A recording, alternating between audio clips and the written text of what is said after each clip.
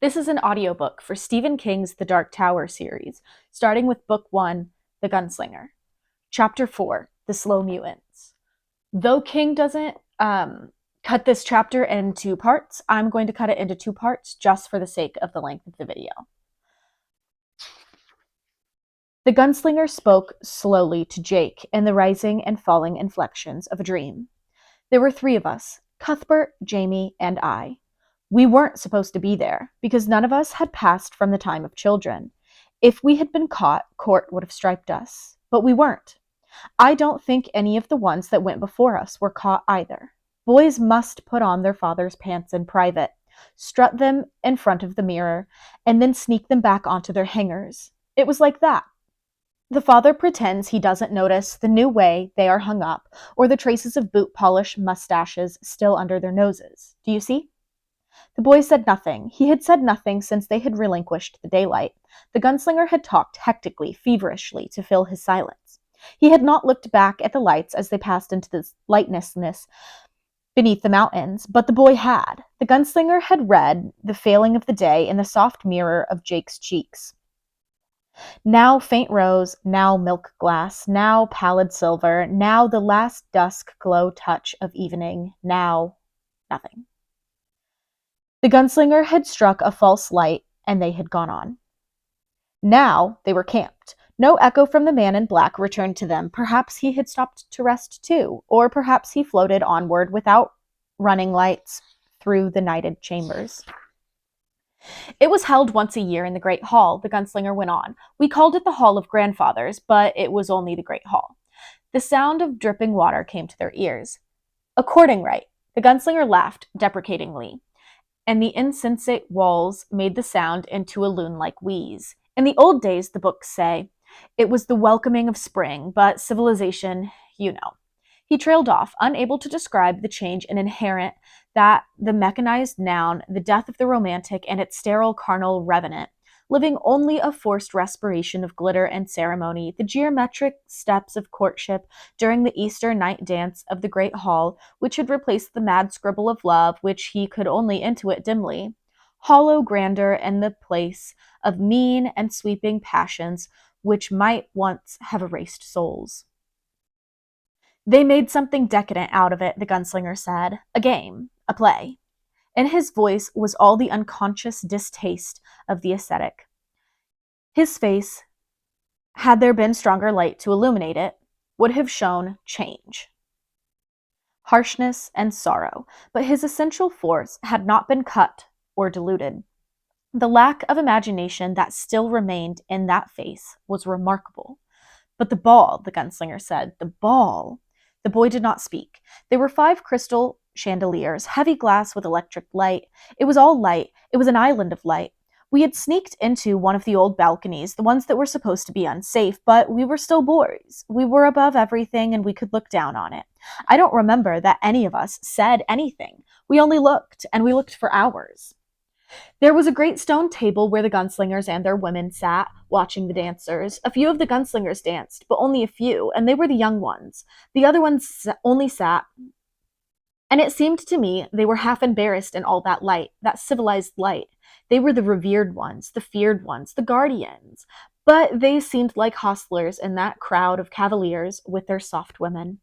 There were 4 circular tables loaded with food, and they turned all the time. The cook's boys never stopped coming and going from 7 until 3 the next morning. The tables rotated like clocks, and we could smell roast pork, beef, lobsters, chickens, baked apples. There were ices and candies. There were great flaming skewers of meat. And Martin sat next to my mother and father. I knew them even from so high above, and once she and Martin danced, slowly and revolvingly, and the others cleared the floor for them and clapped when it was over. The gunslingers did not clap, but my father stood slowly and held his hands out to her, and she went, smiling. It was a moment of passage, boy, a time such as must be at the tower itself, when things come together and hold and make power in time. My father had taken control, had been acknowledged and singled out. Martin was the acknowledger. My father was the mover. And his wife, my mother, went to him, the connection between them, betrayer. My father was the last lord of the light. The gunslinger looked down at his hands. The boy still said nothing. His face was only thoughtful. I remember how they danced, the gunslinger said softly. My mother and Martin the enchanter. I remember how they danced, revolvingly slowly, together and apart in the old steps of courtship. He looked at the boy, smiling. But it meant nothing, because power had been passed in some way that none of them knew but all understood, and my mother was locked root and rind to the holder and wielder of that power. Was it not so? She went to him when the dance was over, didn't she? And clasped his hands. Did they applaud? Did the hall ring with it as those pansy boys and their soft ladies applauded and lauded him? Did it? Bitter water dripped distantly in the darkness. The boy said nothing. I remember how they danced, the gunslinger said softly. I remember how they danced. He looked up at the unseeable stone roof, and it seemed for a moment that he might scream at it, rail at it, challenge it blindly, those dumb tonnages of insensible granite that bore their tiny lives in its stone intestine. What hand could have held the knife that did my father to his death? I'm tired, the boy said wistfully. The gunslinger lapsed into silence, and the boy laid over and put one hand between his cheek and the stone. The little flame in front of them guttered. The gunslinger rolled a smoke. It seemed he could see the crystal light still in the sardonic hall of his memory. Hear the shout of accolade, empty in a husked land that stood even then hopeless against a gray ocean of time. The island of light hurt him bitterly, and he wished he had never held witness to it, or to his father's cuckoldry. He passed smoke between his mouth and nostrils, looking down at the boy. How we make large circles in earth for ourselves, he thought. How long before the daylight again? He slept. After the sound of his breathing had become long and steady and regular, the boy opened his eyes and looked at the gunslinger with an expression that was very much like love. The last light of the fire caught in one pupil for a moment and was drowned there. He went to sleep. The gunslinger had lost most of his time since in the desert, which was changeless. He lost the rest of it here in these chambers under the mountain, which were lightless. Neither of them had any means of telling time, and the concept of hours became meaningless. In a sense, they stood outside of time. A day might have been a week, or a week a day. They walked, they slept, they ate thinly. Their only companion was the steady thundering rush of the water, drilling its auger path through stone. They followed it. They drank from its flat, mineral-salted depths. At times, the gunslinger thought he saw fugitive drifting lights like corpse lamps beneath its surface, but supposed they were only projections of his brain, which had not forgotten the light. Still, he cautioned the boy not to put his feet in the water. The range-finder in his head took them on steadily. The path beside the river, for it was a path, smooth, sunken to a light concavity, led always upward, toward the river's head. At regular intervals, they came to curved stone pylons with sunken ring bolts. Perhaps once oxen or stage horses had tethered there. At each was a steel flagon holding an electric torch, but these were all barren of life and light. During the third period of rest before sleep, the boy wandered away a little. The gunslinger could hear small conversations of rattled pebbles as he moved cautiously. Careful, he said. You can't see where you are. I'm crawling. Say. What is it? The gunslinger half crouched, touching the haft of one gun. There was a slight pause. The gunslinger strained his eyes uselessly. I think it's a railroad, the boy said dubiously. The gunslinger got up and walked slowly toward the sound of Jake's voice, leading with one foot lightly to test for pitfalls. Here! A hand reached out and cat's pawed the gunslinger's face. The boy was very good in the dark, better than the gunslinger himself. His eyes seemed to dilate until there was no color left in them. The gunslinger saw this as he struck a meager light. There was no fuel in this rock womb, and what they had brought with them was going rapidly to ash. At times, the urge to strike a light was well nigh insatiable. The boy was standing beside a curved rock wall that was lined with parallel metal staves off into the darkness. Each carried black bulbs that might once have been conductors of electricity. And beside and below, set only inches off the stone, were tracks of bright metal.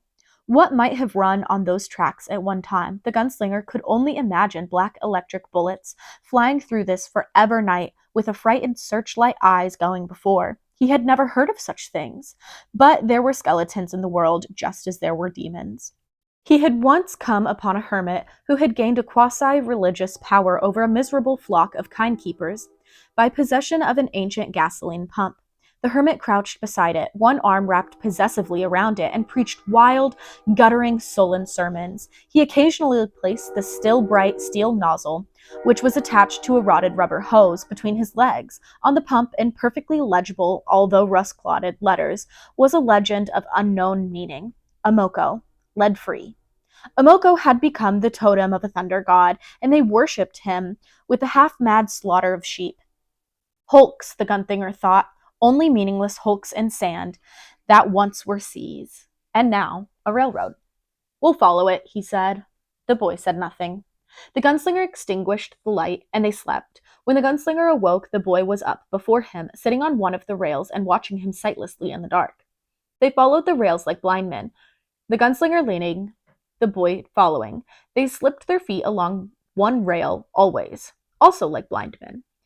The steady rush of the river off to the right was their companion. They did not speak, and this went on for 3 periods of waking. The Gunslinger felt no urge to think coherently or to plan. His sleep was dreamless. During the 4th period of waking and walking, they literally stumbled onto a handcar. The Gunslinger ran into it chest high, and the boy, walking on the other side, struck his forehead and went down with a cry. The Gunslinger made a light immediately. Are you all right? The words sounded sharp, almost waspish, and he winced at them. Yes, the boy was holding his head gingerly. He shook it once to make sure he had told the truth. They turned to look at what they had run into. It was a flat square of metal that sat mutely on the tracks. There was a seesaw handle in the center of the square. The Gunslinger had no immediate sense of it, but the boy knew immediately. It's a handcar. What? Handcar, the boy said impatiently, like in the old movies. Look. He pulled himself up and went to the handle. He managed to push it down, but it was necessary to hang all his weight on the handle. He grunted briefly. The handcar moved a foot, with silent timelessness, on the rails. It works a little hard, the boy said, as if apologizing for it. The Gunslinger pulled himself up and pushed the handle down. The handcar moved forward obediently, then stopped. He could feel the drive shaft turn beneath his feet. The operation pleased him. It was the first old machine, other than the pump at the way station, that he had seen in years, which still worked well. But it disquieted him too. It would take them to their destination that much quicker. The curse kiss again, he thought, and knew the man in black had meant them to find this too. Neat, huh? The boy said, and his voice was full of loathing. What are movies? The Gunslinger asked again. Jake still did not answer, and they stood in a black silence, like in a tomb where life had fled. The Gunslinger could hear his organs at work inside his body and the boy's respiration. That was all. You stand on one side, I stand on the other side, Jake said. You'll have to push by yourself until it gets rolling good. Then I can help. First you push, then I push. We'll go right along. Get it? I get it, the Gunslinger said. His hands were in helpless, despairing fists. But you'll have to push by yourself until it gets rolling good, the boy repeated, looking at him. The Gunslinger had a sudden vivid picture of the great hall a year after the spring ball, in the shattered, hulked shards of revolt, civil strife, and invasion. It was followed with the memory of Allie, the woman from Toll, with the scar, pushed and pulled by the bullets that were killing her in reflex. It was followed by Jamie's face, blue in death, by Susan's, twisted and weeping. All my old friends, the Gunslinger thought, and smiled hideously. I'll push, the Gunslinger said. He began to push.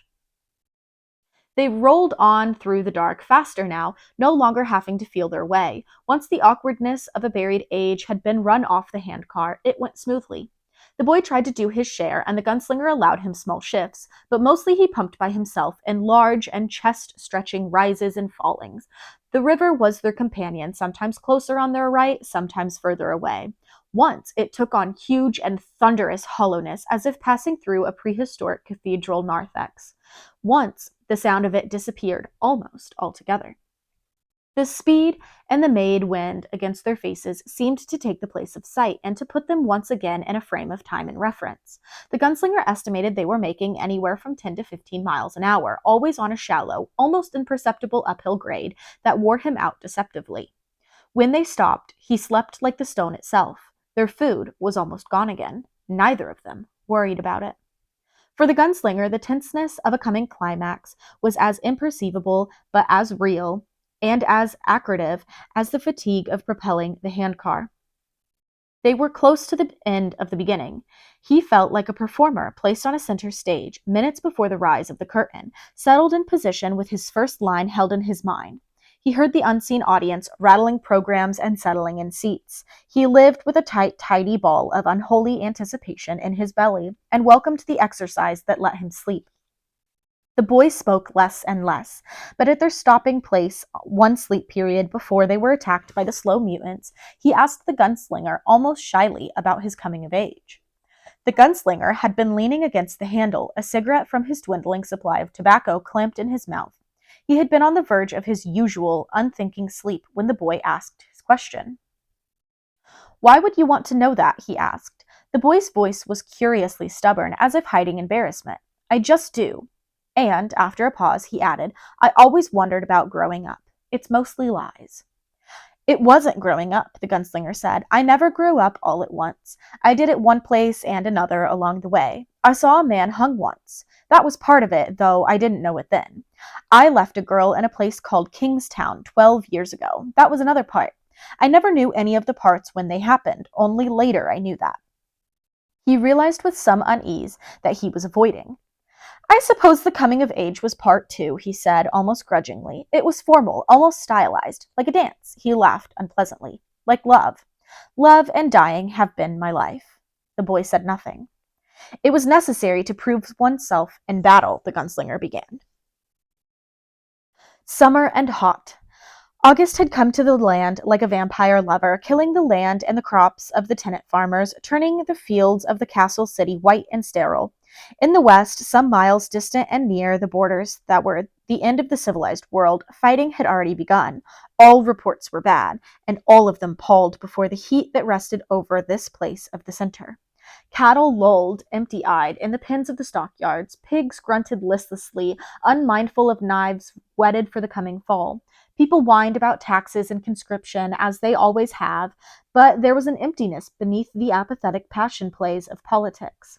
The center had frayed like a rag rug that had been washed and walked on and shaken and hung and dried. The lines and nets of mesh which held the last jewel at the breast of the world were unraveling. Things were not holding together. The earth drew in its breath in the summer of the coming eclipse. The boy idled along the upper corridor of this stone place which was home, sensing these things, not understanding. He was also empty and dangerous. It had been 3 years since the hanging of the cook, who had always been able to find snacks for hungry boys, and he had filled out. Now, dressed only in faded denim pants, 14 years old, he had already come to the widened chest span and lengthening legs that would characterize his manhood. He was still unbedded, but two of the younger slatterns of a West Town merchant had cast eyes on him. He had felt a response, and felt it more strongly now. Even in the coolness of the passage, he felt sweat on his body.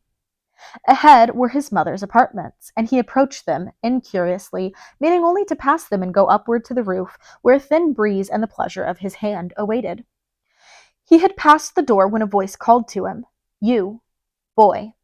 It was Martin, the enchanter. He was dressed with a suspicious, upsetting casualness. Black whipcord trousers, almost as tight as leotards, and a white shirt open halfway down his chest. His hair looked tousled.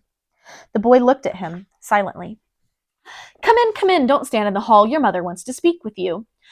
He was smiling with his mouth, but the lines of his face held a deeper, more sardonic humor. Beneath that, there was only coldness. But his mother did not seem to want him. She sat in the low-backed chair by the large window in the central parlor of her apartments, the one which overlooked the hot blank stone of the central courtyard. She was dressed in a loose, informal gown and looked at the boy only once, a quick, glinting, rueful smile, like autumn sun on stream water. During the rest of the interview, she studied her hands. He saw her seldom now, and the phantom of cradle songs had almost faded from his brain, but she was a beloved stranger. He felt an amorphous fear and an uncoalesced hatred for Martin, his father's right-hand man, or was it the other way around, was born. And, of course, there had already been some backstreet talk which he honestly thought he hadn't heard. "Are you well?" she asked him softly, studying her hands.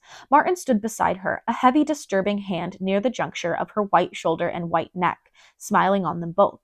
His brown eyes were dark to the point of blackness with smiling. "Yes," he said. Your studies go well? I'm trying, he said. They both knew he was not flashingly intelligent like Cuthbert or even quick like Jamie. He was a plodder and a bludgeoner. And David, she knew his affection for the hawk. He looked up at Martin, still smiling paternally down on all of this. Past his prime. His mother seemed to wince. For a moment, Martin's face seemed to darken. His grip on her shoulder tightened. Then she looked out into the hot whiteness of the day, and all was as it had been. It's a charade, he thought, a game. Who is playing with whom? You have a scar on your forehead, Martin said, still smiling. Are you going to be a fighter like your father, or are you just slow? This time, she did wince. Both, the boy said. He looked steadily at Martin and smiled painfully. Even in here, it was very hot. Martin stopped smiling abruptly. You can go to the roof now, boy. I believe you have business there. But Martin had misunderstood, underestimated. They had been speaking in the low tongue, a parody of informality, but now the boy flashed into high speech. My mother has not yet dismissed me, bondsman. Martin's face twisted as if quirt lashed. The boy heard his mother's dreadful, woeful gasp. She spoke his name. But the painful smile remained intact on the boy's face, and he stepped forward. Will you give me a sign of fealty, bondsman, in the name of my father, whom you serve? Martin stared at him, rankling, unbelieving. Go, Martin said gently. Go and find your hand. Smiling, the boy went. As he closed the door and went back the way he came, he heard his mother wail. It was a banshee sound. Then he heard Martin's laugh. The boy continued to smile as he went to his test. Jamie had come from the shop wives, and when he saw the boy crossing the exercise yard, he ran to tell Roland the latest gossip of bloodshed and revolt to the west. But he fell aside, the words all unspoken. They had known each other since the time of infancy, and as boys, they had dared each other, cuffed each other, and made 1,000 explorations of the walls within which they had both been birthed. The boy strode past him, staring without seeing, grinning his painful grin. He was walking towards Court's cottage, where the shades were drawn to ward off the savage afternoon heat. Court napped in the afternoon, so he could enjoy his evening tomcat forays into the mazed and filthy brothels of the lower town to the fullest extent. Jamie knew, in a flash of intuition, knew what was to come, and in his fear and ecstasy, he was torn between following Roland and going after the others. Then his hypnotism was broken, and he ran towards the main buildings, screaming, Cuthbert Allen Thomas. His screams sounded puny and thin in the heat. They had known, all of them, in this invisible way boys have, that the boy would be the first of them to try the line. But this was too soon. The hideous grin on Roland's face galvanized him as no news of wars, revolts, and witchcrafts could have done. This was more than words from a toothless mouth given over fly-specked heads of lettuce. Roland walked to the cottage of his teacher and kicked the door open. It slammed backwards, hit the plain rough plaster of the wall, and rebounded. He had never been here before. The entrance opened on an austere kitchen that was cool and brown, a table, 2 straight chairs, 2 cabinets, a faded linoleum floor, tracked in black paths from the cooler set in the floor to the counter where knives hung to the table. A public man's privacy here, the last faded sobriety of a violent midnight caresser who had loved the boys of 3 generations roughly and made some of them into gunslingers. Court! He kicked the table, sending it across the room and into the counter. Knives from the wall rack fell in twinkling jackstraws. There was thick stirring in the other room, a half-asleep clearing of the throat. The boy did not enter, knowing it was a sham, knowing that Court had awakened immediately in the cottage's other room and stood with one glittering eye beside the door, waiting to break the intruder's unwary neck. Court, I want you, bondsman. Now he spoke the high speech, and Court swung the doors open. He was dressed only in thin underwear shorts, a squat man with bow legs, runneled with scars from top to toe, thick with twists of muscle. There was a round, bulging belly. The boy knew from experience that it was spring steel. The one good eye glared at him from the bashed and dinted, hairless head. The boy saluted formally. Teach me no more, bondsman. Today, I teach you. You are early, Puller, he said casually. But he also spoke the high speech. 5 years early, I should judge. I will ask only once. Will you renege? The boy only smiled his hideous, painful smile. For Court, who had seen the smile on a score of bloodied, scarlet-skied fields of honor and dishonor, it was answer enough. Perhaps the only answer he would have believed. "It's too bad," the teacher said absently. "You have been a most promising pupil, the best in 2 dozen years, I should say. I will be sad to see you broken and set upon a blind path. But the world has moved on. Bad times are on horseback." The boy still did not speak, and would have been incapable of any coherent explanation had it been required. But for the first time, the awful smile softened a little. "Still, there is the line of blood," Court said somberly. "Revolt and witchcraft to the west or no, I am your bondsman, boy. I recognize your command and bow to it now, if never again, with my heart." And Court, who had cuffed him, kicked him, bled him, cursed him, made mock of him, and called him the very eye of syphilis, bent to one knee and bowed his head. The boy touched the leathery, vulnerable flesh of his neck with wonder. "Rise, bondsman, in love." Court stood slowly, and there might have been pain behind the impassive mask of his re-aimed features. "This is waste, boy. Renege, boy. I break my own oath. Renege and wait." The boy said nothing. "Very well." Court's voice became dry and businesslike. "1 hour and the weapon of your choice. You will bring your stick?" "I always have." "How many sticks have been taken from you, Court?" Which was tantamount to asking how many boys have entered the square yard beyond the great hall and returned as gunslinger apprentices. "No stick will be taken from me today," Court said slowly. "I regret it.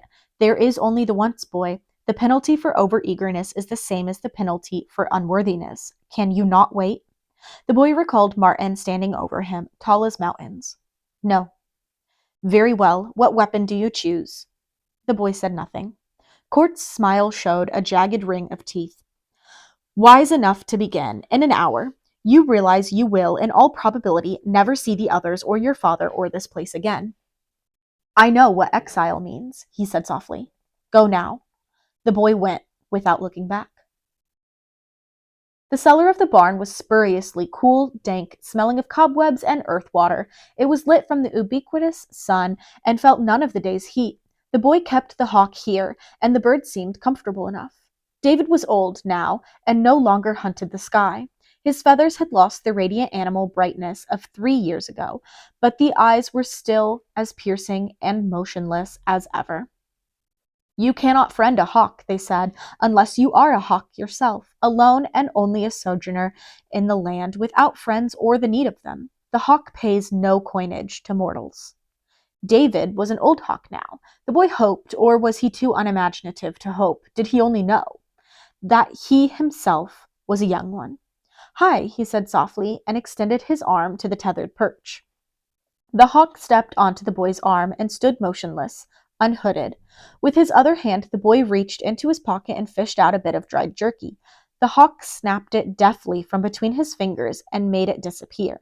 The boy began to stroke David very carefully. Court most probably would not have believed it if he had seen it, but Court did not believe the boy's time had come either. "I think you died today," he said, continuing to stroke. "I think you will be made sacrifice, like all those little birds we trained you on. Do you remember? No? It doesn't matter. After today, I am the hawk."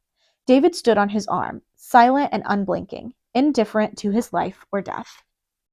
"You are old," the boy said reflectively, "and perhaps not my friend. Even a year ago you would have had my eyes instead of that little string of meat, isn't it so?" Court would laugh. "But if we get close enough, which is it, bird? Age or friendship?" David did not say.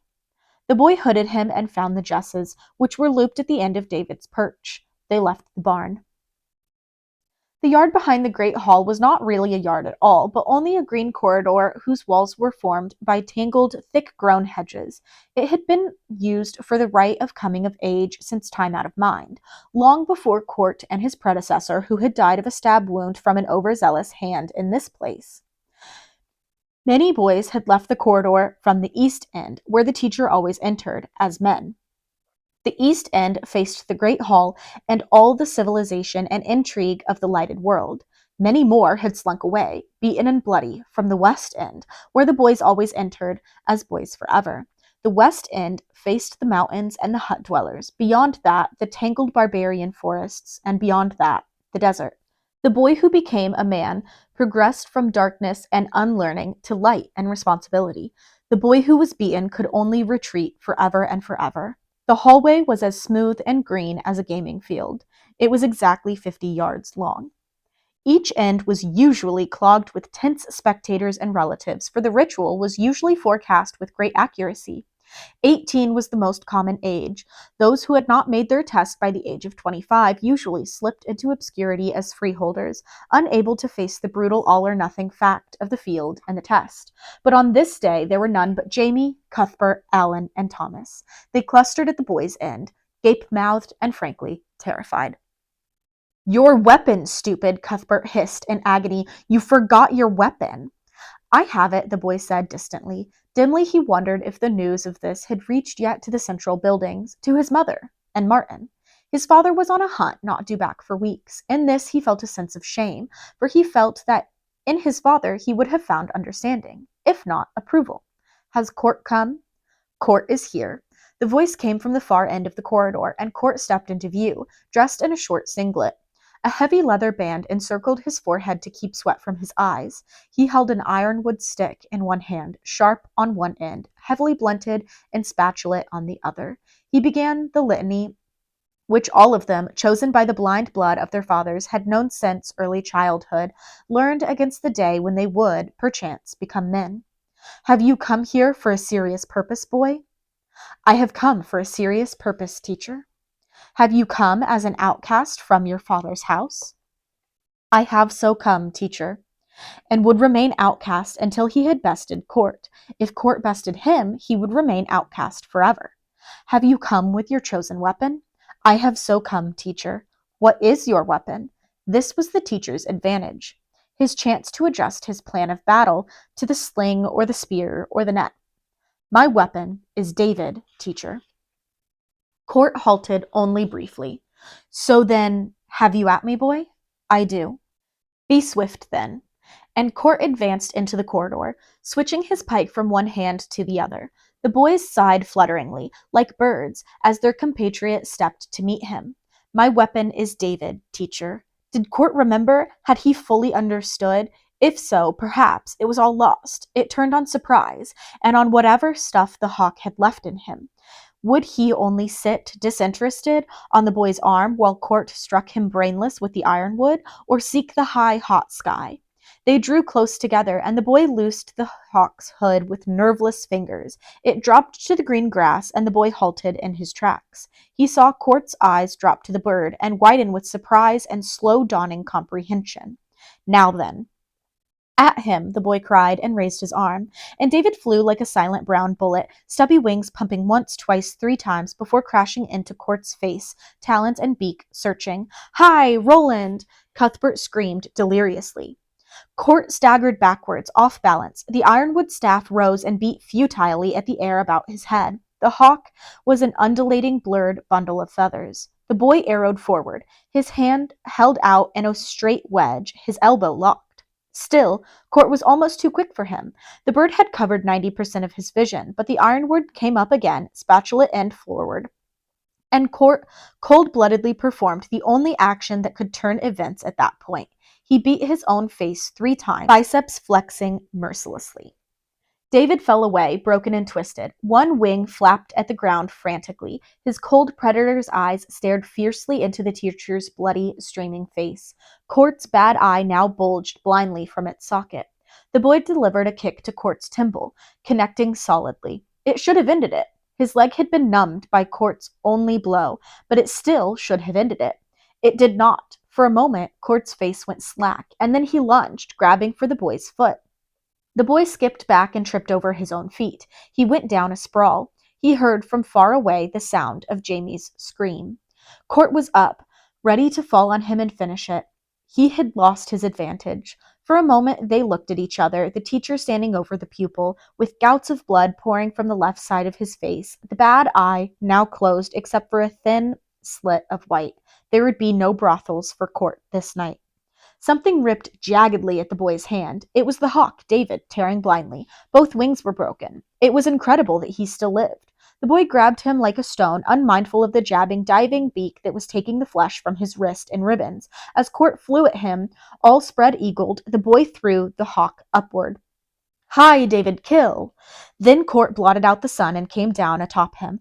The bird was smashed between them, and the boy felt a calloused thumb probe for the socket of his eye. He turned it, at the same time bringing up the slab of his thigh to block Court's crotch-sinking knee.